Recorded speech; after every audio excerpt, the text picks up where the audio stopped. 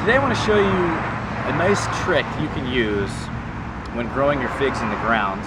And I've told this trick to my friends and a couple people in the area, just local people that really don't know much about growing figs.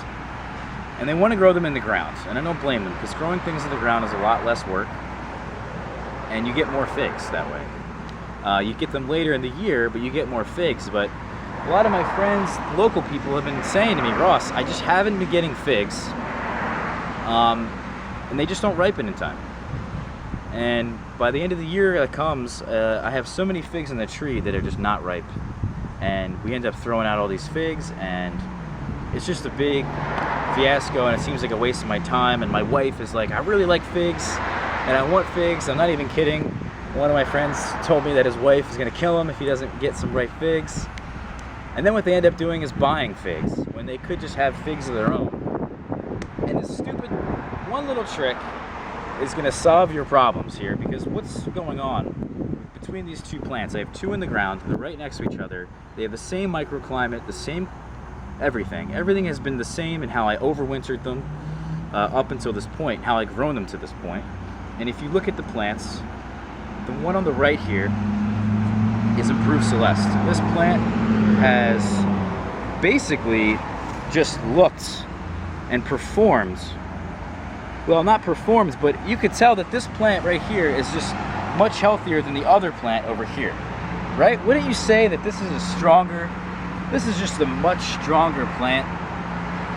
I think we can all agree. I mean, this is just, there's lots of branches everywhere, there's more foliage, the foliage looks healthy. Not that the foliage over here doesn't look healthy, but it's just a fuller looking tree that looks healthier. But if you were to look on this tree, and you were to look inside here, and you were just trying to count how many figs I have on this tree, it's not many. It's not many at all. I've harvested like one or two off this tree so far, but there really isn't that many. There's probably a handful on here. Maybe I would say 8 at the most. At the most. If I go over here, while this is a separate variety, this tree though has put out more figs. All up and down the branches. By the way, the very few branches, there's much fewer branches, and the tree just has more figs on it. I've harvested about 3 or 4 figs off this tree. Both of these varieties, Improved Celeste, Malta Black, they're precocious varieties, meaning that they fruit at a young age, and they're very early varieties. They're some of the earliest varieties out there. You could say that, well, the reason why Malta Black has more fruits on it is because it's a different variety. But I disagree with you, because the biggest difference between this plant here and this plant over here is that Malta Black has fewer trunks.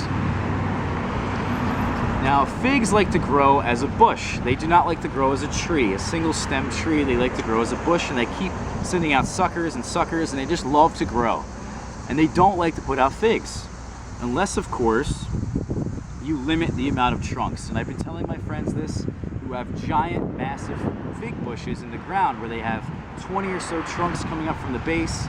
The tree looks great, it looks healthy, just like this tree, but it doesn't have fruit.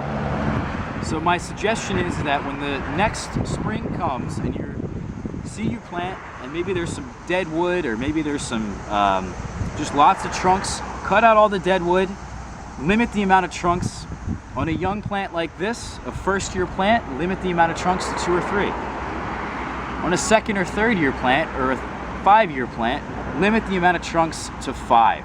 No more than 5. If the tree's older than that, it's like a 10-year-old tree, it's been there for a long time, limit the amount of trunks to no more than 8.